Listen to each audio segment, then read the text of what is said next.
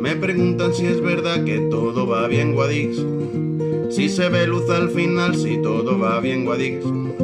Si podremos remontar, si todo va bien, Guadix. Todo va bien, Guadix. Hoy vi algo que me encanta, todo va bien, Guadix. Que tu gente no se achanta. Buenos días, buenas tardes o buenas noches. Esto es un podcast y ustedes deciden el momento en el que poder escucharlo. Lo pueden hacer a cualquier hora del día y lo pueden hacer también en cualquier lugar o en cualquier situación. Solamente necesitan su teléfono móvil, su reproductor y a partir de ahí pueden estar escuchando Todo va bien, que está muy veraniego y que, bueno, pues esta semana llegamos un poquito más tarde de lo habitual, pero es que la agenda manda. Pilar, muy buenas, ¿qué tal? ¿Cómo estás? Muy buenas, Jesús Javier. Pues doy fe de que se puede escuchar en cualquier lugar y en cualquier situación. Yo lo he hecho estas 2 semanas. Ha sido un gustazo escucharos a ti y a María Jesús ahí en los lugares en los que he estado de vacaciones, siempre con mi móvil a mano para escuchar podcast, para estar conectada, no, solo conectada con la actualidad que me gusta. Bueno, pues hemos estado, un recuerdo también a María Jesús que ha estado ahí al pie del cañón y además, como siempre, muy grata compañía en este podcast y, pues disfrutando ya, la hemos dejado disfrutando ya de sus vacaciones. Pilar, ¿qué tal? ¿Cómo te lo has pasado? Pues me lo he pasado muy bien, he desconectado un poquito. Pero te digo que escuchar la sintonía de Todo va bien me supone una carga de pilas extra que no sé si he llegado a conseguir con las vacaciones, que se me han hecho muy cortas. Sí, se hacen cortas, siempre se hacen cortas, ¿eh? Pero sí, bueno. Sí, no sé por qué será. Han sido cortitas también, pero bueno, descanso muy merecido como señalábamos y bueno, pues ya estamos de vuelta aquí en nuestra comarca y vamos a empezar a hablar de nuestro podcast como siempre. Pues hace un segundito hablábamos de ella, de María Jesús, nos vamos hasta Berlín con María Jesús a ver qué nos cuenta porque yo creo que tiene una historia bastante curiosa, Pilar. Sí, ya sabes, tiene una forma muy peculiar de mirar las situaciones cotidianas, de las situaciones cotidianas y de enlazarlas con pensamientos algo más elevados o profundos. Y lo hace de una forma muy singular, una forma muy suya. Así que vamos a ver qué es lo que nos desvela en esta entrega. Que yo soy el tiburón y vosotros sois los peces. Eso le dijo un crío a mi hija grande en la cola de la tirolina de un parque infantil al que fuimos hace unos días. El tiburón y los peces.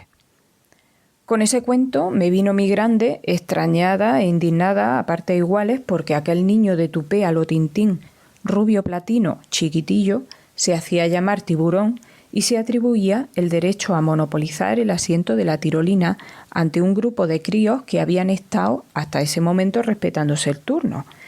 Pero él llegó y rompió la baraja. Iba acompañado de otro, que era el que se encargaba de ir despejándole el camino, por lo que pude ver cuando presté atención a la escena, una vez que mi hija me puso en sobreaviso. Los peces, por seguir la nueva denominación dada por el tiburón, nadaban alrededor bastante desconcertados y preguntándose quién será el escualo este, de qué mar habrá salido. Mi grande regresó al escenario del conflicto después de hablar conmigo y mi hijo se había quedado allí, estaba junto a los peces que se arremolinaban en la periferia y a mí, entre tanto, pues se me vino a la cabeza un cuento de Bertolt Brecht que justo aquel día por la mañana, ojito con las coincidencias de la vida, habíamos estado analizando en clase de alemán y que probablemente tú conozcas, que en español se llamaría algo así como Si los tiburones fueran hombres. Dudo mucho que el Tintín mandón que los aspirantes a la tirolina tuvieron que soportar, pues haya leído en su vida esta parábola satírica en la que magistralmente Bertolt Brecht expone cómo a los mandamases les interesa tener a sus subordinados bien amaestraditos, bien contentos, bien satisfechos en su pequeñez, para así garantizar que la cadena de explotación les sigue siendo rentable y les sigue beneficiando. El tiburón soy yo, vosotros sois los pececillos. Vuelvo al episodio en el parque infantil porque seguro, paisanos, que os interesa conocer el desenlace. Pues efectivamente el tiburón, con su actitud, consiguió colarse y tirarse un par de veces seguidas con la tirolina, hasta que una chica mayor, que estaba en el grupo de los pececillos, se le acercó y le preguntó por qué estaba haciendo lo que estaba haciendo. El crío, que cuando se le acercaba a la otra, que le sacaba cabeza y media, pensaba que le iba a soltar un sopapo, pues la esperaba de manera un poco desafiante. Su esbirro, de hecho, ya tenía el puño preparado, pero la otra tiró de temple y de labia para exponer la realidad. Que había un grupo de críos que querían tirarse con la tirolina, punto. Ni peces, ni tiburones, ni mares, ni nada de nada, que eran solo niños en un parque infantil. Mi hija se acercó al comité negociador mientras la mayoría de los críos esperaban en la plataforma de lanzamiento con una cola medio organizada. Así que el tiburón, que no era más que un crío caprichoso, no le quedó otra que ir con su aleteo patarrón a otro fondo marino, pues allí había poco que pescar, por seguir un poco el símil marítimo. No fue el único episodio del tiburón aquella tarde.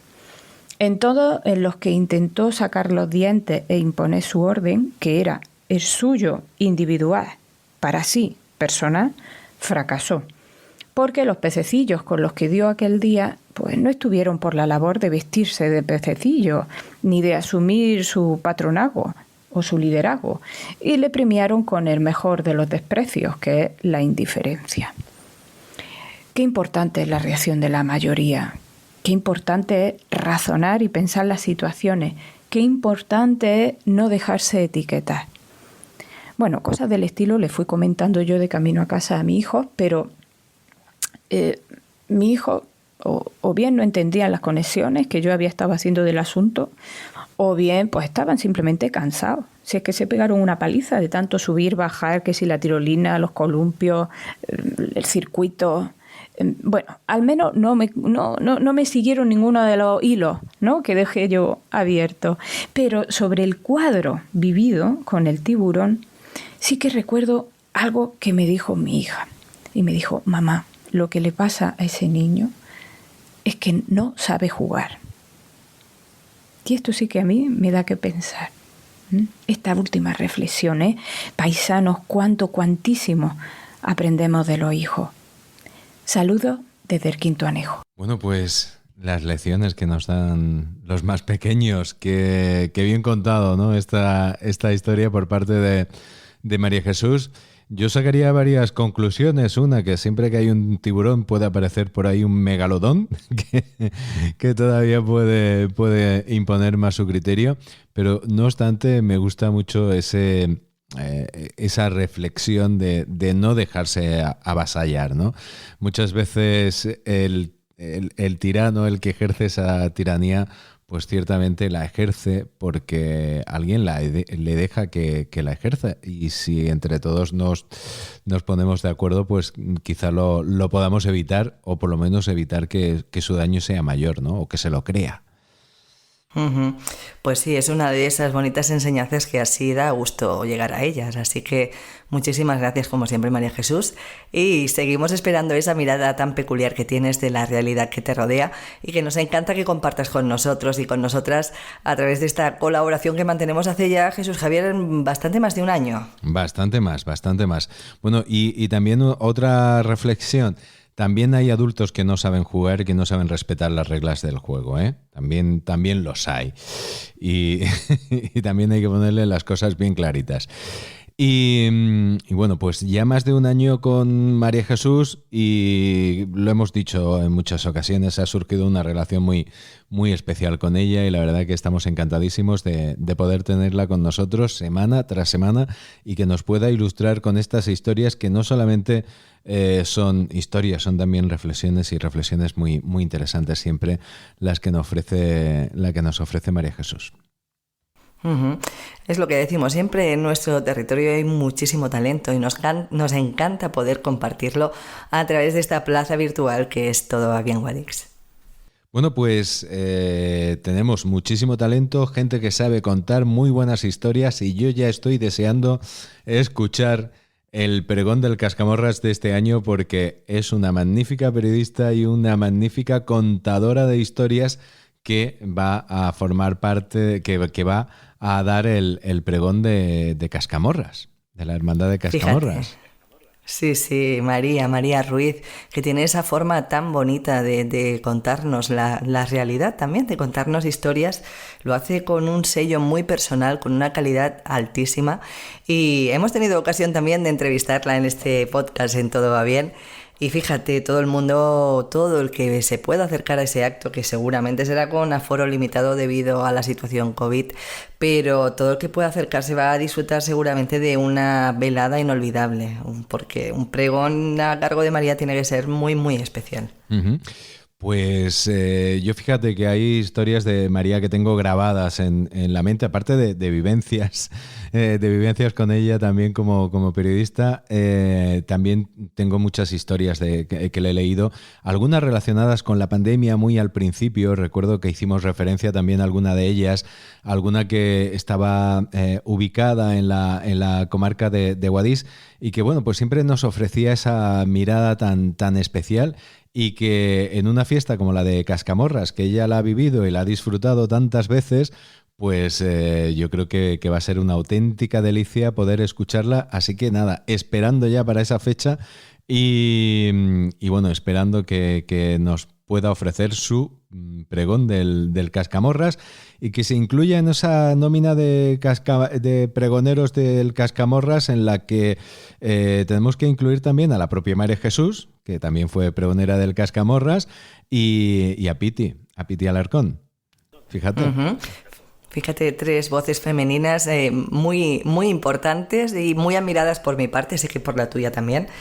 Y que, como decimos, pues tendrá lugar el próximo 3 de septiembre en un espacio que a mí me encanta y seguro que a ti también, Jesús Javier, y a todos los que nos escuchan, que es esa Alcazaba que por fin empieza a disfrutarse por parte de todos con eventos, pues fíjate, como esa representación que hubo hace unos días, esa representación teatral del Lazarillo de Tormes uh-huh. a cargo del Brujo, o este acto del pregón de Cascamorras. Pues nada mejor que un evento como este para hacerlo en un lugar, en una ubicación como esa.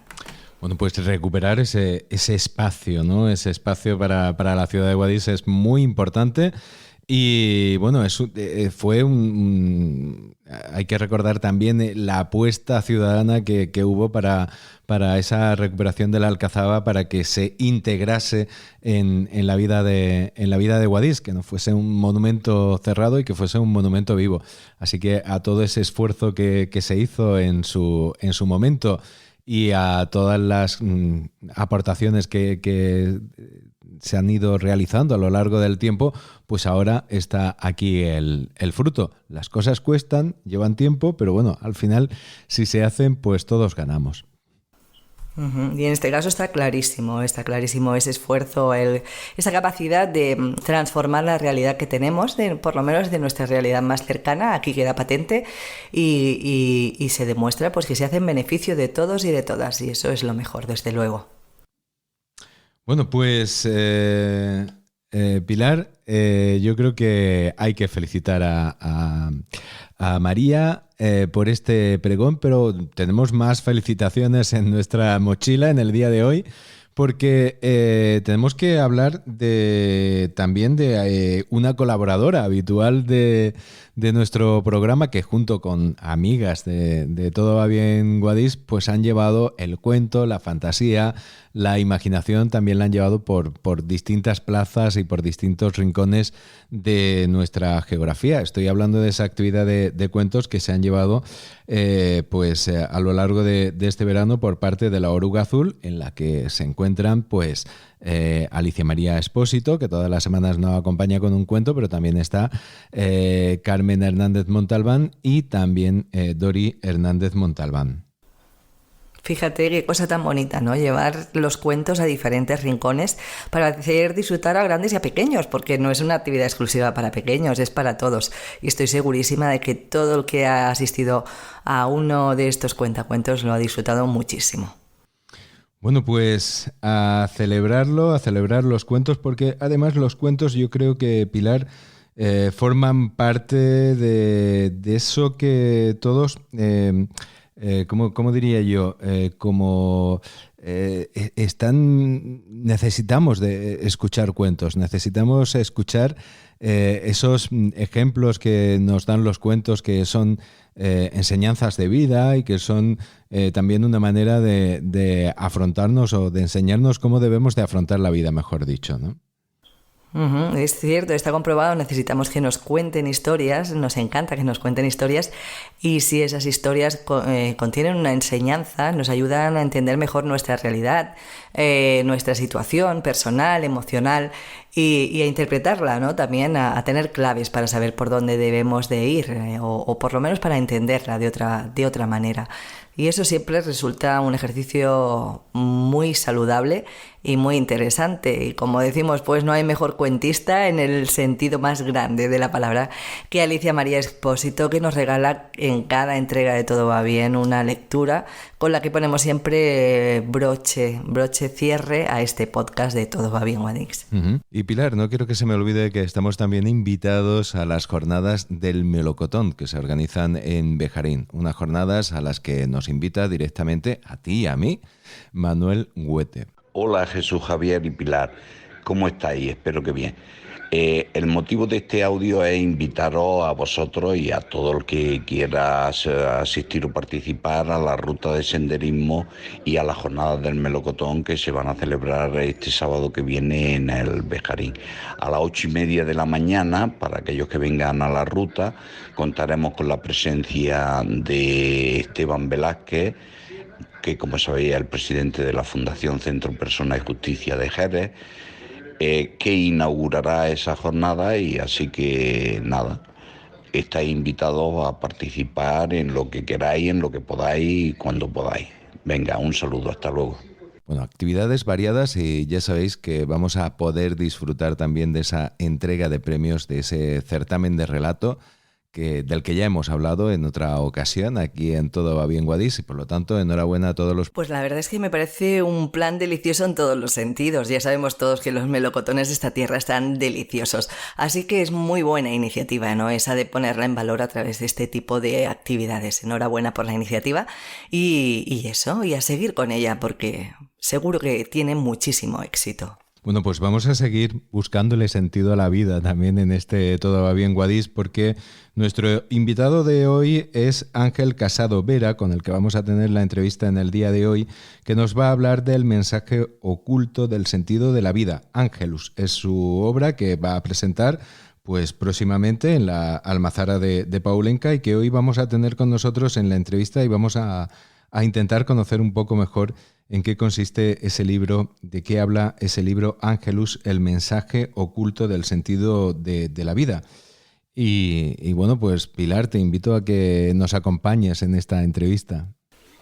Hombre, por supuesto, estoy deseando escucharla. Ya que hablabas de la Almazara, creo que alguien muy ligado a esa Almazara de Paulenca, Pablo Jiménez, tiene un concierto en breve en Rasamballe, ¿no es así? Pues sería imperdonable, Pilar, sería imperdonable no hablar de Pablo Jiménez, que va a estar, que ha estado ya en dos conciertos. El viernes 13 de agosto estuvo en Paulenca y el domingo 15 de agosto en Belerda, pero todavía le queda un concierto, será el próximo 28 de agosto, que va a actuar en Hernán Valle. No se presenta solo, también está acompañado por Iván el Centenillo a la voz, y van a interpretar van a tener un repertorio pues basado en la copla.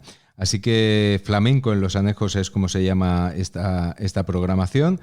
Recuerden ustedes que esta próxima actuación del día 28 en Hernán Valle a las 9 de la noche pues estará sujeta también a ese protocolo COVID, y será un buen momento para poder disfrutar de arte que nace y surge también aquí en la comarca de Guadix. Y también sería imperdonable olvidarnos, lo que pasa que ya no llegamos a tiempo, Pilar, a la actuación de Pedro Chillón, que es el autor de nuestra sintonía. Un lujo tenerlo tan cerquita, y un lujo poder contar con su creatividad en esa sintonía que ya te he dicho antes. A mí me carga muchísimo las pilas. La verdad que es todo un lujo poder disfrutar del arte de Pedro Chillón y hacerlo en un lugar como la Casona de la Luz, con unas vistas impresionantes al skyline de Guadix y al fresquito de la noche accitana. Todo va bien, Guadix, que tu gente no se achanta, todo va bien, Guadix. Un paisano en mi pantalla me acompaña. Bueno, pues Pilar, nos vamos ya con Ángel y nada, muchísimas gracias como siempre por estar ahí. Muchísimas gracias también por tu retorno y nada, nos seguimos viendo semana a semana. Procuraremos volver a nuestro jueves habitual, pero bueno, hoy ha sido así. Ha sido así, la agenda manda y también que, bueno, yo me había quedado sin voz, la he recuperado hoy, así que, bueno, pues hay que adaptarse a lo que nos va imponiendo la realidad. Y muchísimas gracias a ti, Jesús Javier, por la acogida, por seguir contando conmigo en este podcast, que me encanta que tengamos esa cita cada semana y que nos escuchéis y nos digáis lo que os parece, lo que preparamos para vosotros y para vosotras en cada entrega. Pues hasta la próxima semana, cuídate, cuida tu garganta y cuida los tuyos. Pues igualmente, Jesús Javier, un beso enorme para ti y para todos. Si todo va bien, Guadix, todo va bien, Guadix. Hoy vi algo que me encanta, todo va bien, Guadix. Que tu gente no se achanta, todo va bien, Guadix. Un paisano en mi pantalla me acompaña donde va. Ya saben ustedes que el lema de nuestro programa es todo va bien. A veces la realidad se empeña en demostrarnos lo contrario, pero si echamos una miradita a nuestro alrededor e incluso también a nuestro interior, podemos descubrir que tenemos las herramientas para que todo vaya bien o al menos vaya un poquito mejor. Yo creo, lo mismo me equivoco, pero yo creo que esa es la intención del libro Ángelus, el mensaje oculto del sentido de la vida, que ha escrito un paisano nuestro, Ángel Casado Vera, al que tenemos con nosotros, que podrá confirmarme si estoy en lo cierto o me equivoco rotundamente. Ángel, muy buenas, ¿qué tal? ¿Cómo estás? Hola, muy buenas. Pues muy bien, agradecido de participar con vosotros en este programa. Bueno, pues sí, te he lanzado una pregunta para empezar. Exactamente, quería responderte. Pues sí, estás en lo cierto, totalmente. Una miradita adentro y un poco de atención y al final te das cuenta de que sí, que tienes los recursos suficientes como para enfrentar la situación, aunque sientas que se esté torciendo. Uh-huh. A veces, muchas veces, mejor dicho, el cambio de las cosas depende de nuestra propia actitud, de nuestra propia perspectiva o la manera de afrontar las cosas, ¿no? Sí, totalmente. O sea, vamos, parece que estás describiéndolo con perfecta claridad. Exactamente, es la actitud, y la actitud es frente a lo que tienes delante, al mensaje que recibes, y con eso puedes tomar partido y bueno, y tener en cuenta de que también el fracaso forma parte de la vida, y simplemente eso es otra información más para tener en cuenta. Uh-huh. Bueno, vamos a hablar del libro. Hay una cosa que me llama la atención, no sé si es un juego de palabras, una travesura. El libro se llama Ángelus, tú te llamas Ángel. ¿Está relacionado o es simplemente casual? Digamos que es casual, aunque nada es casual. O sea, todo tiene sentido, como bien expreso en los primeros capítulos del libro, pues todo tiene sentido.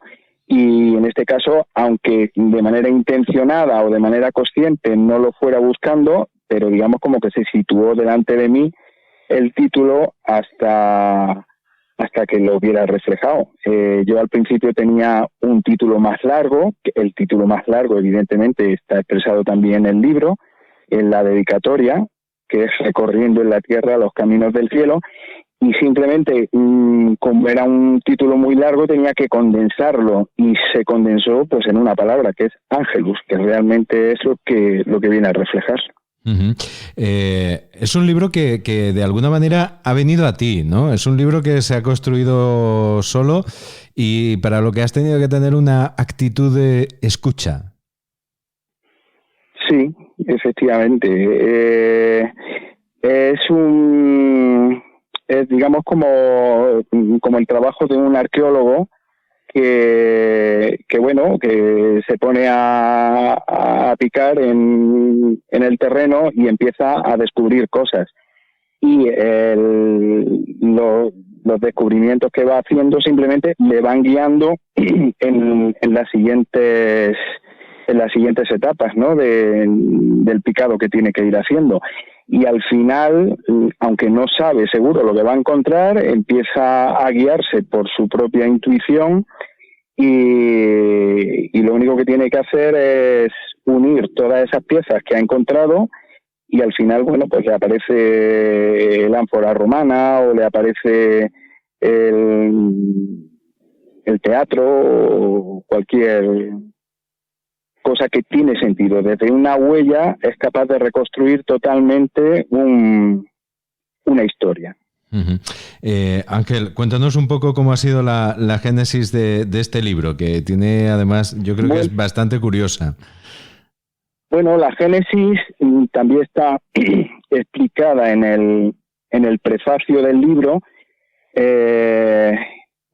Empezó hace ya 4 años, en el libro dice 3, pero entre el proceso de edición, maquetación e impresión, ya se ha convertido en 4, pero digamos que fue en el 2017, a partir de una formación que estaba yo realizando en coaching, pues en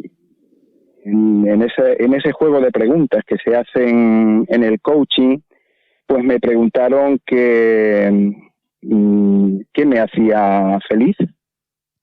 Y entonces pues yo le dije directamente, saltó ahí la frase, encontrarle sentido a las cosas.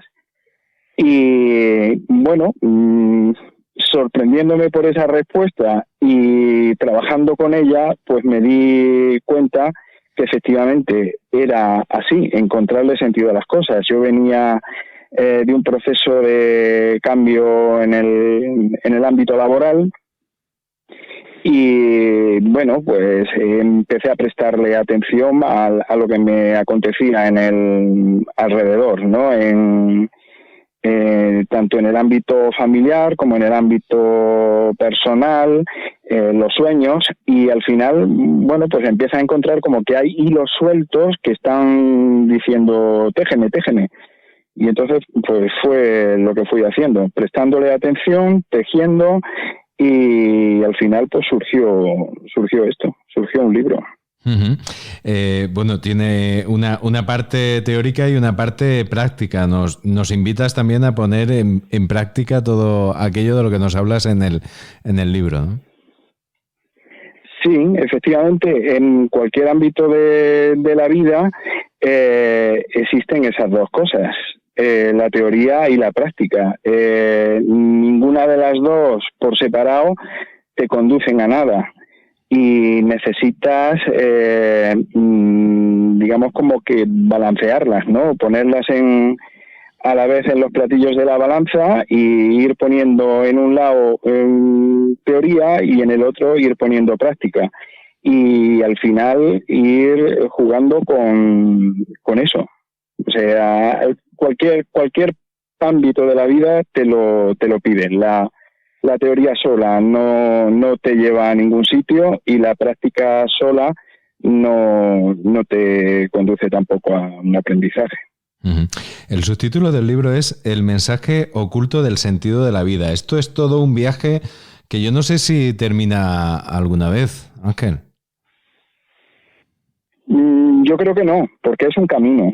Realmente es un camino. Y entonces lo importante del camino es disfrutarlo, ¿no? Y emprenderlo y disfrutarlo. Y donde te va conduciendo realmente es a ti, te vas dando cuenta, ¿no? Vas estrechando los límites de ese camino y el ámbito por el que va circulando el camino, y vas viendo que aunque te metes en terreno desconocido, realmente te vas dando cuenta de que vas reconociendo cosas en el camino y al final te reconoces a ti mismo. O sea, digamos que el destino eres tú y el sentido es el camino. Pero estamos en un momento o vivimos en un mundo en el que estamos recibiendo input constantemente, estamos recibiendo mensajes constantemente. Quizá lo difícil sea discernir o saber distinguir cuál es el mensaje que nos vale para encontrar ese sentido de la vida. Y cuáles no, cuáles son simplemente ruido, ¿no? Aquí yo creo que está un poco la madre del cordero y en lo que tratan de trabajar también muchísimas filosofías, ¿no? Sí, exactamente. O sea, no toda la información te vale, ¿no? Como tú bien dices, hay mucho ruido y mucha información que lo que intenta es distraer para que la atención no la centres en lo realmente verdadero para ti. La manera de diferenciar qué es ruido de lo que es información o más bien una comunicación de un mensaje realmente efectivo para ti, pues es que tenga sentido para ti. Tú te defines como aventurero tras la pista del sentido aventurero tras la pista del sentido de la vida. Ángel, esto al fin y al cabo, la aventura siempre supone asumir un riesgo. Sí, por descontado. Está el riesgo de equivocarte, pero si no lo asumes, nunca lo sabrás hacia dónde te diriges. Uh-huh. Y bueno, esa definición fue una forma de decir ¿quién soy? Es tan difícil contestar a ese interrogante que bueno, simplemente me dejé llevar por lo que había sentido al escribir este libro. Y bueno, como había sido ir tras la pista del sentido de la vida, digo, bueno, pues me considero que soy un aventurero, como cualquier otro. En cualquier otra disciplina va buscando encontrar una solución o claridad frente a algo. Y bueno, en este caso era encontrarle sentido a lo que estaba haciendo en este momento vital. Uh-huh. Como Ulises, ¿no? Que es la gran metáfora de ese viaje de la vida y al que tú también te refieres, ¿no? En este libro con el regreso a Ítaca, ¿no? Sí, realmente yo creo que hay muchos textos y hay muchos libros que tienen una gran sabiduría, ¿no? Y que se han ido haciendo evidentes a lo largo de la historia. Y uno de ellos es este poema de Homero. O sea, realmente no es un cuento, aunque yo lo recordaba como esas pequeñas aventuras que nos contaba en las tardes de la EGB, de esos pequeños viajes de Ulises, pero cuando llega otro momento en que de mayor lo lees, pues encuentras como que hay ahí una gran sabiduría incrustada y que, bueno, pues lo que hay que hacer es destriparlo y que se manifieste. Y realmente Ulises yo creo que encarna eso, ¿no? Encarna la iniciativa, ¿no? La iniciativa de la persona. Uh-huh.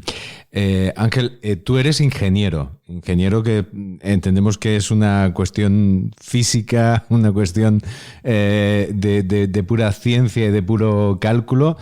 ¿Cómo termina un ingeniero en el mundo del coaching y qué conexiones podemos encontrar entre una labor de ingeniero y este mundo? Pues puede resultar paradójico, ¿no? En cierto modo, de sí, empezar con una disciplina como muy material, muy científica y acabar dando completamente la vuelta, pues sí, porque al final lo que vas haciendo es como lo que intentaba hacer Colón, ¿no? Ir por el otro lado hacia el mismo sitio. Y bueno, pues se puede ir por el campo de la ingeniería o por el campo, digamos, meramente científico, y también puedes ir por el campo, digamos, más de pensamiento, de las humanidades, filosófico, espiritual, si quieres llamarlo también así, y se puede ir. ¿Cómo se produce esto? Pues mira, deben de estar uno justo al lado del otro, y simplemente lo que hay que hacer es como borrar ese límite que aparentemente le ponemos nosotros, pero que una vez que lo borras o que echas ese velo abajo, pues se da la mano completamente. De hecho, a la hora de, por ejemplo, encontrarle sentido a los distintos capítulos del libro, y a la hora de explicar mediante metáforas algunos conceptos y algunas cosas que me venían en la cabeza, pues digamos que la ingeniería y el campo de la ciencia me ha ayudado mucho, ¿no? Digamos, ese ámbito que tachamos de cuadriculado de la ciencia, pues ayuda, ¿no? Porque ayuda en la forma en la que se analizan las cosas, analizar lo que tiene sentido, lo que no tiene sentido, y bueno, eso se hace mucho en el ámbito de la ciencia. A veces estamos rodeados de demasiados prejuicios, ¿no? Y nos gusta compartimentar mucho las cosas para poder entenderlas o para poder meterlas en nuestra biblioteca mental, ¿no? A veces estamos muy limitados por esas limitaciones que nosotros mismos nos ponemos al ir poniendo estanterías diversas, ¿no? Realmente es que es una manera, ¿no?, de integrar conocimiento, el compartimentar, el cortar, el trocear. Por ejemplo, el tiempo, para entender el tiempo hay que trocearlo, ¿no? Lo troceamos en segundos, minutos, horas, semanas, meses, años, y entonces entendemos el tiempo. Si no, nos sería muy difícil, ¿no?, entenderlo. Entonces, es bueno compartimentar, pero una vez que lo has comprendido, vuelves a borrar los límites y te quedas con el sentido, ¿no?, y con el significado de lo que es el tiempo. Ya no hace falta que te quedes con los límites. Y lo mismo pues con cualquier cosa, pero los límites, como dices, nos ayudan a entender. Uh-huh. Bueno, tienes otro proyecto, un proyecto personal que es una web, cocinandolavidaatugusto.com. Cuéntanos, háblanos en qué consiste esto, porque parece una receta, ¿no? Que nos vas a hablar de recetas. Realmente sí. Realmente la frase me gusta jugar mucho, ¿no?, con las frases y con las palabras. Una vez que le he encontrado sentido, creo que realmente expresan mucho. Cuando monté este proyecto, la frase cocinandolavidaatugusto.com, bueno, cocinar la vida a tu gusto, pues realmente es una receta, y es tu receta, porque es hacerla a tu modo. Y bueno, es un proyecto que salió aunando lo que es ese descubrimiento que hice en la formación de coaching, junto con una actividad que es la cocina, que practico mucho y que me gusta mucho y con la que disfruto, y me doy cuenta de que es una forma, ¿no?, de construirte a ti mismo. Con la cocina, realmente tú lo que haces es transformar los alimentos para integrarlos dentro de tu cuerpo y construirte, y te construye físicamente a ti mismo. Con el coaching pues haces lo mismo, pero con tus experiencias vitales y con tu autoconocimiento, tu autorreflexión sobre ti mismo, el atender a lo que sucede a tu alrededor. Eso también te ayuda a construirte a ti mismo. Y luego pues me di cuenta de que cuando las ponía en la en la lengua inglesa, bueno, pues comparten, esas dos palabras comparten el principio, las primeras letras y las últimas letras, y me di cuenta de, bueno, comparten eso y además comparten el que te construyes a ti mismo, por lo cual ese juego de palabras lo utilicé también para el proyecto. Uh-huh. Bueno, el libro no sé si lo podemos encontrar ya en librerías físicas, si lo podemos adquirir a través de internet, pero en cualquier caso está prevista una presentación el próximo día 27 de agosto en la Almazara, en la que, por cierto, vas a estar acompañado de Carmen Hernández Montalbán y Dori Hernández Montalbán. Y bueno, no sé si será también una ocasión de poder adquirir el libro, perdón.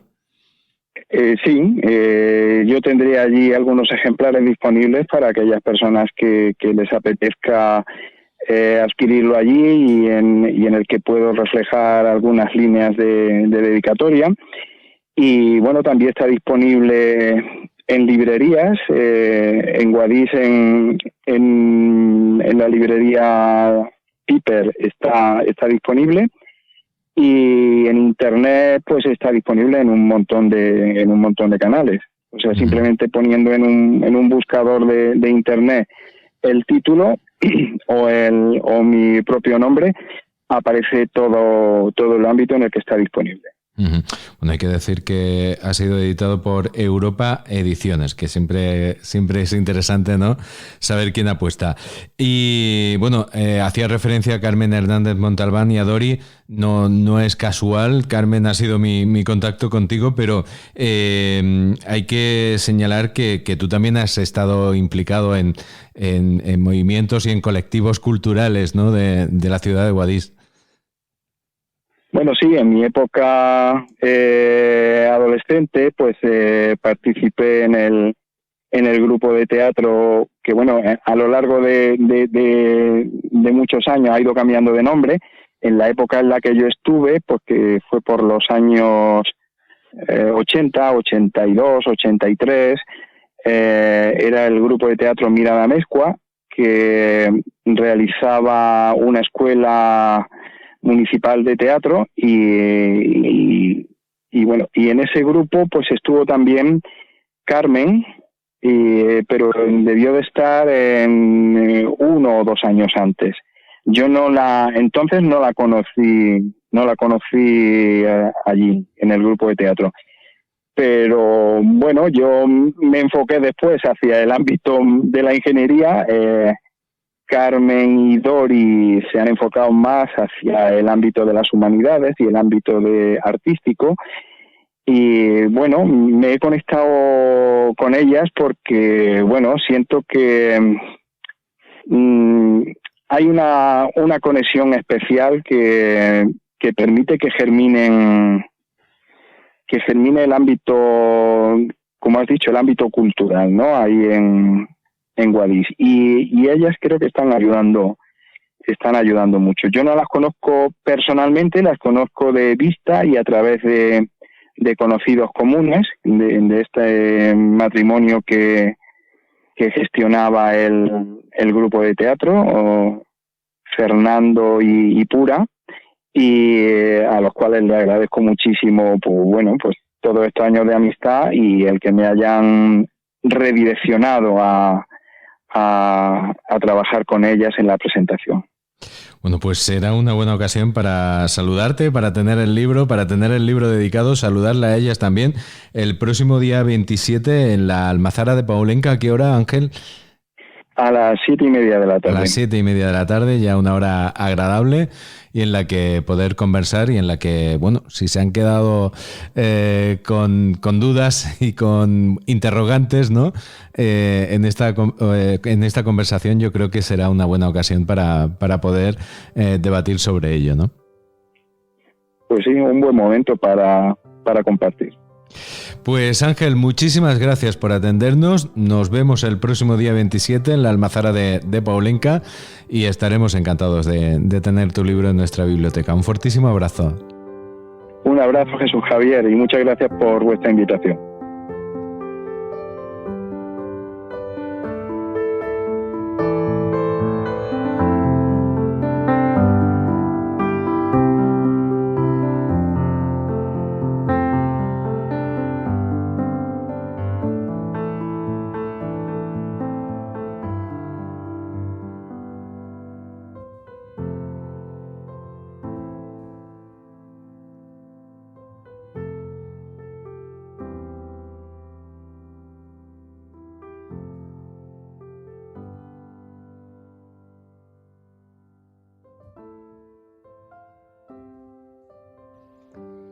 Las señoritas del balcón, por Alicia María Espósito. Creo que ya lo he referido en varias ocasiones. Los primeros años de mi infancia fueron muy solitarios. Mi madre, que ya había perdido 3 hijos, nos sobreprotegía a mi hermano y a mí, presa de un miedo constante a que cualquier día pudiese ocurrirnos alguna desgracia. Hasta los 5 años, cuando inicié mis días escolares, yo apenas tenía ocasión de jugar con niños de mi edad. No por eso fueron años tristes. De hecho, en aquel tiempo se forjaron los mejores recuerdos de mi vida. Crecí rodeada de mimos, abrazos cálidos, nanas, coplas, cuentos a la hora de dormir, los libros de la habitación de mi hermano y las historias de guerra y martinicos que el abuelo me contaba cuando venía a visitarnos los domingos después de misa de 11. Supongo que sin saberlo aún, por aquellos días empezaron a despertarse en mí el gusto por los libros y mi afición a inventar historias y versos. Fui una niña con una imaginación prodigiosa y la falta de compañeros de juegos la suplí inventando escenarios dentro de mi casa en los que bien podrían transcurrir aquellas historias que me contaban los mayores y que tanto me gustaban. Mi lugar favorito, sin duda, era el desván. Los días nublados o lluviosos se convertía en la cueva de una bruja con su enorme nariz, su verruga, su vestido negro y su escoba siempre detrás de la puerta. Por suerte, cada vez que subía a su cueva ya me había ocupado de que la susodicha hubiese salido al bosque en busca de hierbas y sapos. No me gustaba nada la idea de poder encontrarla, por si acaso, más que nada. Los días soleados, el desván se convertía en el torreón de una princesa que vivía rodeada de tules, golosinas y tío-vivos. Pero la mayor parte de las veces, aquel desván era la guarida de unos feroces piratas, escondite seguro para sus tesoros conquistados a lo largo y ancho de los 7 mares. Yo disfrutaba buscando por todos los rincones de aquella guarida lo que imaginaba monedas de oro, y que no eran sino los botones de mis tías, costureras de su juventud, y que estaban esparcidos por todas partes. Pero lo que más me gustaba eran las fotos antiguas en blanco y negro, fotos de personas desconocidas para mí y a las que, inventándoles nombres y vidas, las convertía en protagonistas de mis historias increíbles. La casa tenía un patio de luces, muy pequeño, donde estaban todas las macetas de pilistra. En verano, a la hora de la siesta, el patio se convertía en una colina llena de pastos verdes, pastos que alimentarían el mejor rebaño de ovejas. ¿Y quiénes asumieron ese papel? Los caracoles. Pues sí, me convertí en la mejor pastora de caracoles. Los recogía las pocas veces que salía al campo con mi padre o mi abuelo. Recuerdo que una vez traje a casa unos cuantos que debían ser muy católicos, pues se tomaron al pie de la letra aquello de creced y multiplicaos. A las pocas semanas, el patio se llenó de caracoles que devoraban las hojas de las macetas en menos tiempo que decir amén. Mi madre, muy enfadada, recolectaba a mis pequeños inquilinos e, incapaz de matarlos, los soltaba callejón abajo abandonándolos a su suerte. Pero poco les duraba la escapada, pues yo, al primer descuido, los devolvía a sus soleadas praderas, dando gracias a Dios o a quien fuera que mis pequeños amigos no tuvieran condición de galgos, pues no hubiese sido posible devolverlos a su lugar. Entre idas y venidas, erradicar aquella invasión de caracoles le llevó a mi pobre madre bastante tiempo, casi tanto como el que llevó a acabar con aquellas famosas plagas de Egipto. Otro de mis lugares favoritos de la casa era el balcón, habitado por geranios de varios tipos y colores, además de una enorme hortensia y una pequeña maceta de claveles rojos. Los domingos de invierno, solo los que hacía sol, cuando mi madre lo dejaba abierto por la mañana, el balcón ya no era el balcón. Se convertía, por arte de birlibirloque, en un hermoso salón de té. Allí acudían las señoritas más distinguidas del pueblo. Efectivamente, el geranio de color rosa era la señorita Isabel, el rojo la señorita Paquita. y así hasta 3 o 4 señoritas más, cuyo nombre no alcanzo a recordar. Todas ellas muy distinguidas y de muy buena familia, se presentaban ataviadas con pamela, sombrilla y preciosos guantes de encaje. Siempre las acompañaba doña Hortensia, tía de la señorita Paquita, a la que, por cierto, el chocolate con bizcochos había estropeado visiblemente su figura. Yo, como buena anfitriona, la recibía también con un hermoso vestido de domingo, que no era sino el delantal de mi madre, que por aquellos días me llegaba a los tobillos. Pasábamos el rato conversando de cosas muy elegantes y muy finas. Llegada la hora de comer, el encantamiento se esfumaba, como aquel del cuento de Cenicienta, y todo volvía a ser lo que realmente era. A los 5 años, cuando empecé a ir al colegio, mis entrañables amigos se fueron quedando atrás, mezclados con innumerables recuerdos infantiles. Aunque es cierto que de vez en cuando vuelvo a encontrarme por casualidad a la señorita Paquita o a doña Hortensia, a quienes siempre dedico un afectuoso saludo impregnado de sol de domingo.